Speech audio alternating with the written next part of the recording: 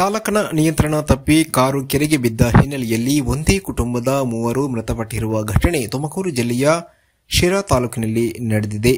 ಮೃತರನ್ನ ದೊಡ್ಡಣ್ಣ, ಸಣ್ಣಮ್ಮ ಮತ್ತು ಯಮುನಾ ಎಂದು ಗುರುತಿಸಲಾಗಿದೆ. ಶಿರಾ ತಾಲೂಕು ಮೀರಾಪುರ ಗ್ರಾಮದ ಒಂದೇ ಕುಟುಂಬದ ಸದಸ್ಯರು ಮೀರಾಪುರದಿಂದ ಧರ್ಮಸ್ಥಳಕ್ಕೆ ಹೋಗ್ತಾ ಇದ್ರು.